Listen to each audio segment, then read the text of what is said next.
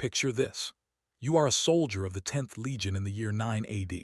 You have been awake since before the sun cleared the eastern hills, and you have spent the entire day walking. Not strolling, walking under weight.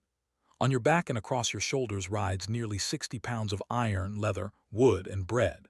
Your sandals, hobnailed and worn thin, have carried you almost 20 miles over root and mud, and the kind of forest track that swallows a man's ankle if he stops paying attention. Your shoulders are raw where the leather straps have rubbed them for years. Your feet have stopped feeling like feet and started feeling like two hot stones tied to the ends of your legs. And now finally the column halts. The light is fading. The cold of a German evening is sliding down off the trees. Every fiber of your body is screaming the same single word that every exhausted creature in history has screamed at the end of a long day. Rest. Lie down. Sleep. So your centurion turns, looks at the patch of open ground beside the river and gives the order. And the order is not make camp. The order is dig. You unsling your pack. You reach for the one tool that matters more to you than your sword, more than your shield, more than the javelin strapped across your gear. You pull out a short, heavy, ugly iron implement with a blade on one end and a pick on the other. The Romans called it a dalabra. You are going to spend the next 2 to 3 hours, after a full day of marching under arms, using it to carve a fortress out of the earth. Only when the ditch is dug, the rampart is raised, the wooden stakes are planted, the gates are set, and the watches are posted will you be allowed to crawl into a leather tent with 7 other men and try, for a few broken hours, to sleep. And here is the thing nobody tells you when they show you the gleaming armor and the eagle standards and the grand triumphal arches. The most dangerous part of a Roman soldier's day was not the battle. It was this part. It was the night. It was the sleep. Because the way a Roman legion slept on campaign was one of the most demanding, most lethal, most ruthlessly engineered routines any human beings have ever subjected themselves to. And it killed more men, in more quiet and unremembered ways, than the enemy ever did with a sword. To understand why that is true, you first have to understand who these men were, because the easy mistake is to assume they were simply tougher than us, built different, made of something we have lost. They were not. They were ordinary men. They were farmers' sons from the hills of Italy, recruited boys from conquered Gaul, the surplus children of crowded cities who had nothing better to do than sign their lives away for 25 years in exchange for bread, pay, and the distant promise of land. They got cold. They got frightened. They wanted to go home. What separated them from us was not their bodies, it was what was done to those bodies. A legionary on the march carried a load that would put a modern infantryman in a hospital. After the reforms that stripped the army of its baggage train, the soldiers themselves became the pack animals. They carried their own armor, their own weapons, their own cooking pot, their grain ration, their cloak, their stakes for the palisade, and their tools. Soldiers in the ranks bitterly nicknamed themselves the mules of their general, because that is exactly what they had become. And they hauled this load not on smooth roads, but across rivers and through bogs and up the spines of mountains, day after day, for an entire campaigning season that ran from spring until the snows came. These were men who had been flogged for small infractions until the skin came off their backs in ribbons. These were men who lived under a legal system that included a punishment so famous and so terrible that its name has survived 2,000 years. Decimation.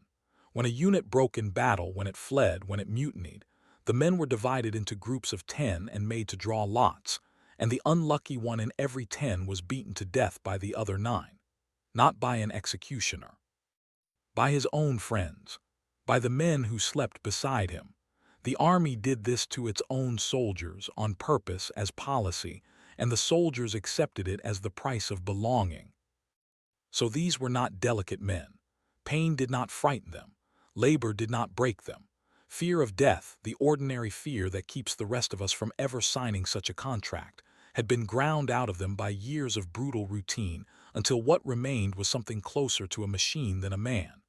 They could march all day and fight all afternoon and watch their friends die in the mud and get up the next morning and do it all again. That was the baseline. That was the floor.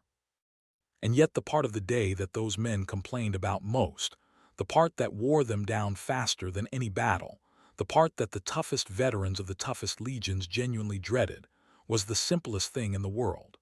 It was lying down at night. To understand why something so basic became something so dangerous, you have to understand what the Romans built every single evening with their bare hands and their iron tools in the dark. The marching camp. The Romans called it the castra, and it was not a suggestion. It was not something a tired army did when it had the energy. It was law, drilled into every legion until it became as automatic as breathing, written into the military manuals that officers studied and survived by. The rule was absolute, and it was almost insane in its discipline. No Roman army on campaign in hostile territory slept a single night without first building a fortified camp around itself. A real fort, with a defensive ditch, an earthen rampart thrown up from the dirt of that ditch, a wooden palisade of sharpened stakes along the top, watchtowers at the corners, and 4 gates, one on each side, arranged in a layout so standardized that any soldier dropped blindfolded into any Roman camp anywhere in the empire could find his own tent in the dark. Read that again and let the madness of it sink in. They did this every night, every single night, even when they were only going to stay for a few hours, even when they would tear the whole thing down again at dawn and march away and build another one identical to it 20 miles further on, that same evening from scratch. An army of tens of thousands of exhausted men would arrive at a campsite, and instead of collapsing, they would survey the ground, mark out a perfect rectangle, and turn a patch of empty German wilderness into a military fortress before they were permitted to eat or rest. Then they would do it again the next day, and the next, and the next, for months. This is the detail that should rearrange how you think about Rome. The legions did not conquer the known world because they were the bravest fighters or the strongest men, or because they had better weapons than everyone else. They often did not. The barbarian warriors they faced were frequently larger, fiercer, and more willing to throw their lives away in a single screaming charge. Rome conquered the world because every night, no matter how tired, no matter how cold, no matter how close the enemy, those ordinary exhausted men picked up a shovel and built a wall. They conquered the world with a shovel. Remember that, because it is the thread that runs through everything that follows. Now, having built the fort, the question becomes how a Roman soldier actually slept inside it, and the answer is the part that turns this from an impressive story into a grim one. Because the sleep itself was its own ordeal, rationed and broken, and never, ever enough. You did not sleep alone, and you did not sleep much. The legion was organized down to its smallest unit around a group of 8 men called a contubernium, which means, roughly, those who share a tent. 8 men, 1 leather tent, 1 mule between them to carry it. These 8 ate together, marched together, fought together, dug together, and slept together, packed into a space barely large enough to lie down in, breathing each other's air, sharing each other's lice, knowing each other better than they knew their own families. Your contubernium was your world. Those 7 other men were the only thing standing between you and the dark, and you would learn to hate them and love them in equal measure across the years. The night itself was divided, like everything in Roman life, into a rigid system. There were 4 watches between sunset and sunrise, each lasting roughly 3 hours, and the army kept time by them with a discipline that bordered on the obsessive. And here is the cruelty hidden inside the arithmetic. Someone always had to be awake. The fortress you had just spent 3 hours building was worthless if no one was watching the walls. So men were posted as sentries, rotated through the long, cold hours, peering into a blackness full of trees and wind, and the imagined shapes of men who wanted them dead. If you drew a watch in the dead middle of the night, you were woken from the deepest part of your sleep, sent to stand alone in the cold for hours, and then sent back to a sleep that would never fully return before the horns blew for the morning march. Over a long campaign, this accumulated into a debt the body could not pay. Men marched in a fog. Men fell asleep standing up. Men aged a decade in a season. And then there was the rule that sat at the black heart of the whole system, the single most revealing detail about how seriously the Romans took the night. A sentry who fell asleep on watch was not demoted. He was not flogged. He was not given extra duties. He was killed. The punishment was called the fustuarium, and it was as deliberate and as terrible as decimation. The man who had failed in his watch was tried, and if convicted, the tribune would touch him lightly with a staff, almost ceremonially, and that touch was a death sentence. Then the soldiers of his own camp, the very men whose lives he had endangered by sleeping, would fall on him with clubs and stones and beat him to death inside the walls he was supposed to have guarded. Sit with the logic of that for a moment, because it is the same cold genius that ran through every part of Roman military life. They did not have one man execute the offender. They had everyone do it. They made the punishment a communal act, so that every soldier who lifted a stone understood in his arms and in his bones exactly what would happen to him if he ever closed his eyes on watch. The message was not subtle. Your sleep is not yours. Your exhaustion is not an excuse. The lives of every man behind these walls depend on you staying awake, and if you fail them, they will be the ones to end you. The fort kept the enemy out. The fustuarium kept the soldiers in line. And the soldier, lying in his crowded tent, knew that the greatest danger in the camp was not always on the far side of the wall. Let me make this real with one man, because the numbers and the rules only become a story when you put a single human being inside them. Imagine a legionary named Quintus. He is 23 years old.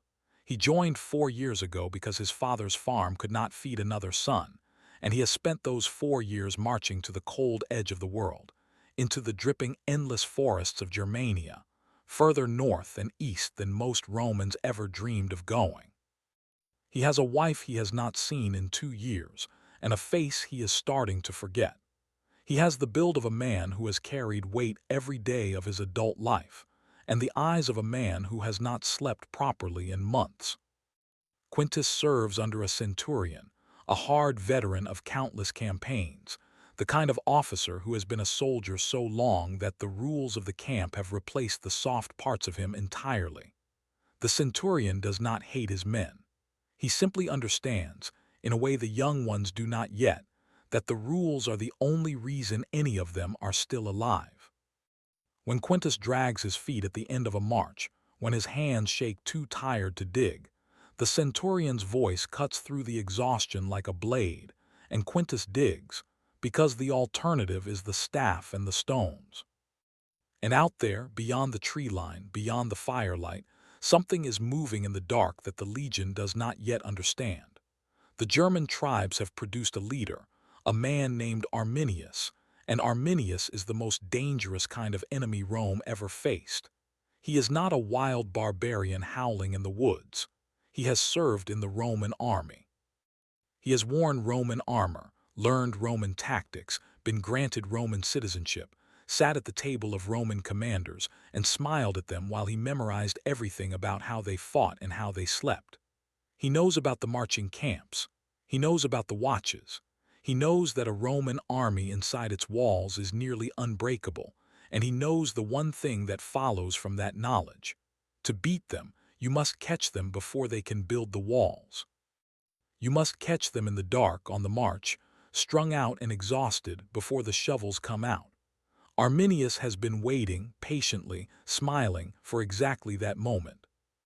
But before we reach what Arminius did, understand what the knights were doing to Quintus, because this is the danger that has no famous name and no monument, the danger that killed slowly and quietly across every campaign Rome ever fought. The exhaustion was not a discomfort. It was a wound that never closed.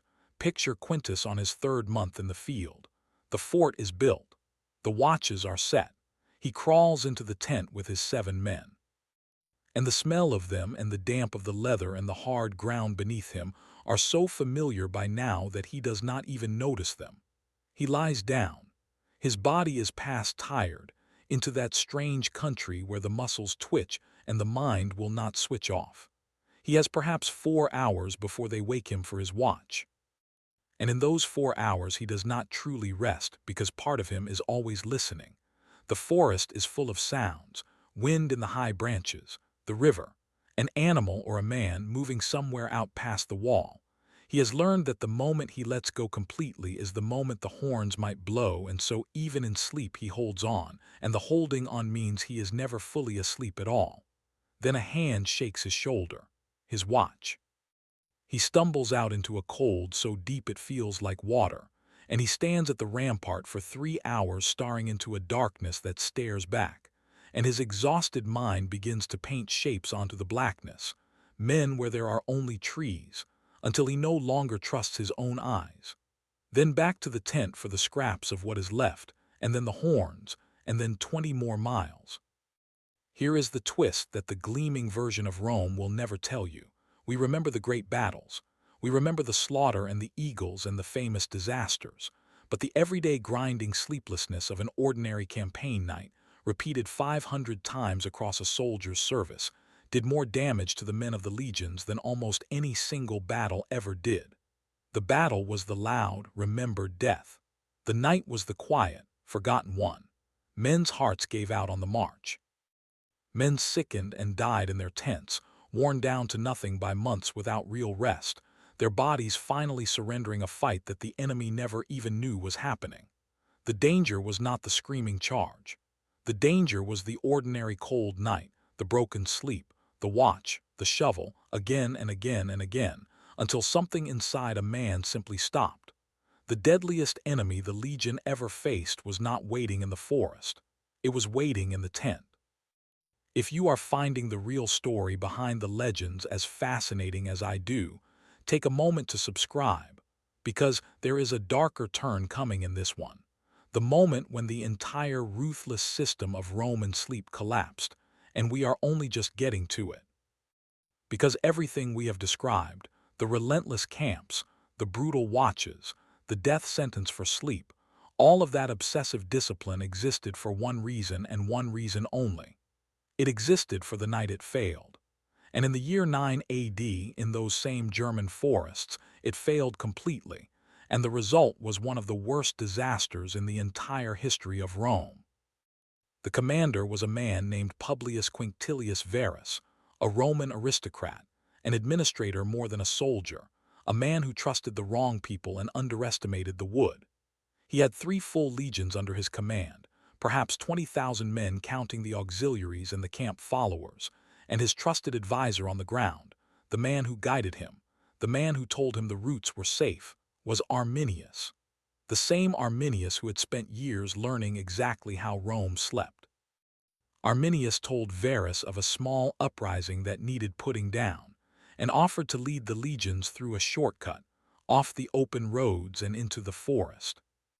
And Varus, trusting the smiling German who had served him so well, took 20,000 men off the routes where they could have built their camps and marched them into a long, narrow, winding track between the trees and the bogs, a place where the column stretched out for miles, where the men could not see each other, where there was no open ground to mark out a rectangle, no firm earth to dig a ditch, no room to raise a wall.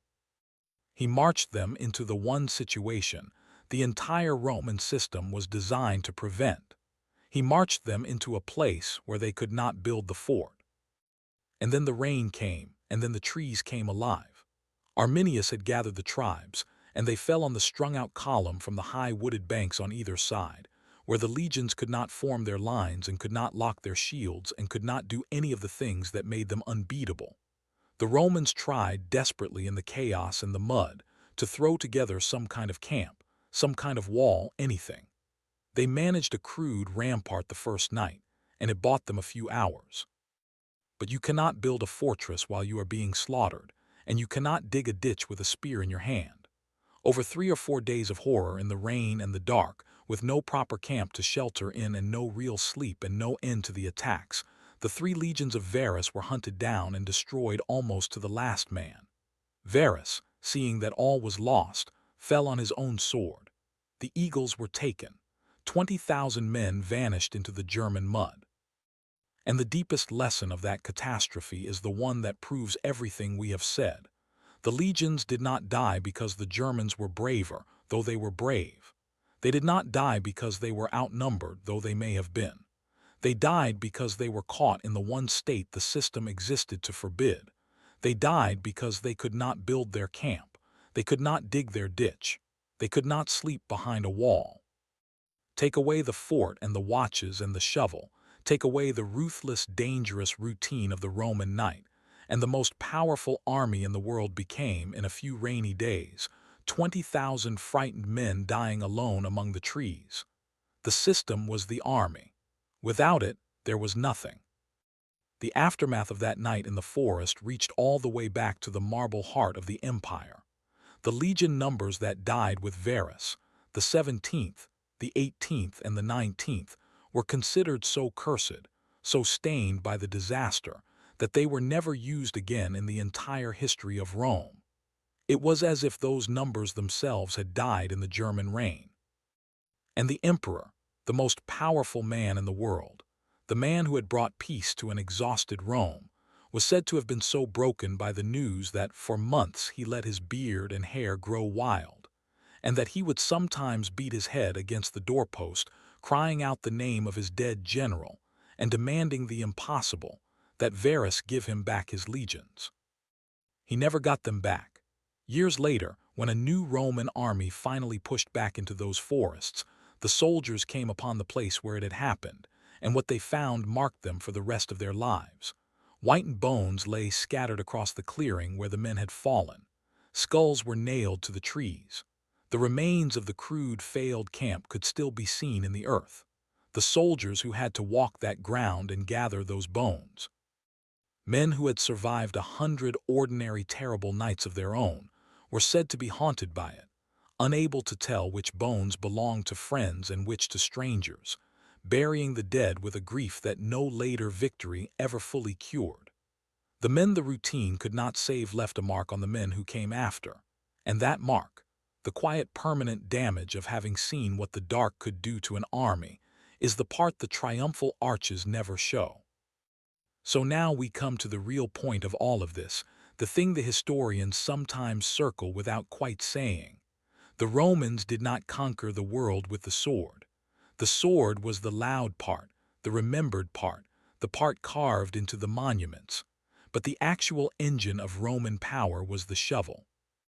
It was the willingness, night after night, year after year, of ordinary exhausted men to do the most boring and grueling and unglamorous thing imaginable, to dig the same ditch and raise the same wall 10,000 times over, in the cold, in the dark, when every cell in their bodies begged them to stop.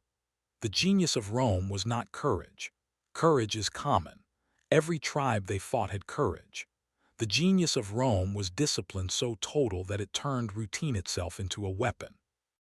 They beat the bravest warriors on earth not by being braver, but by being more relentlessly, more inhumanly, more dangerously consistent. The shovel beat the sword. And the terror and the genius were the same thing.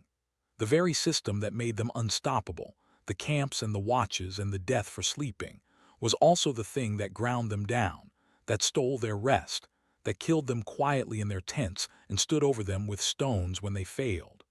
There was no version of Roman power that did not run on the suffering of tired men. The discipline that built the empire and the discipline that broke the soldier were not two different things. They were one thing, seen from two sides. To be a legionary was to be both the most protected and the most relentlessly used human being in the ancient world, and the wall that kept you safe was built with the very labor that was killing you. That is the dangerous reality of how Roman soldiers slept.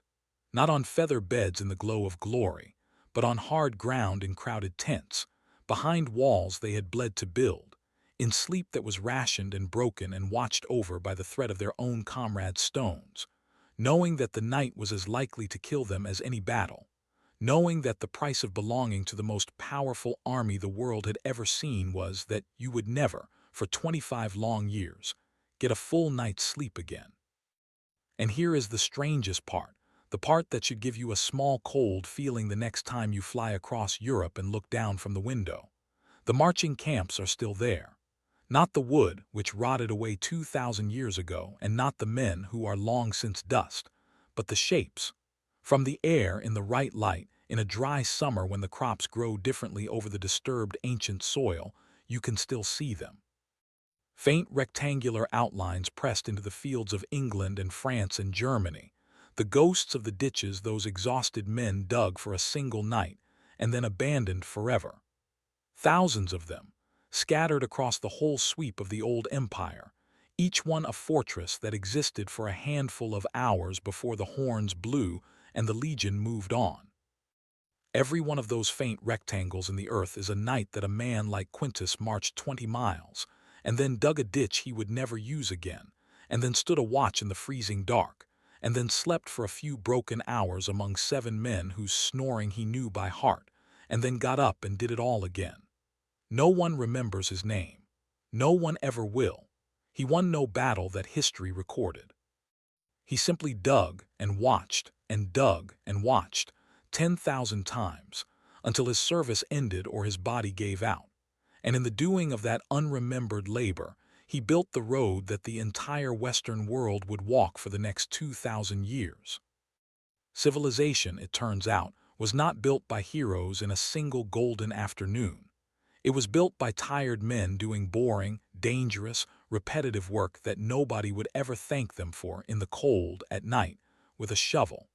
The empires we remember and the comforts we take for granted all rest, somewhere down at the foundation, on the broken sleep of people whose names are gone. The legions understood something we have mostly forgotten. That the most powerful force in human history is not the brave charge or the brilliant idea. It is the grim, unglamorous willingness to do the same hard thing again, and again, and again, long after the body wants to quit. They conquered the world with a shovel, and the faint rectangles in the fields are still keeping watch over the dark, 2,000 years after the last man who dug them finally, at long last, got to sleep. If this story pulled you in, do me a favor and hit subscribe so you don't miss the next one. We tell the stories history almost forgot, every single time.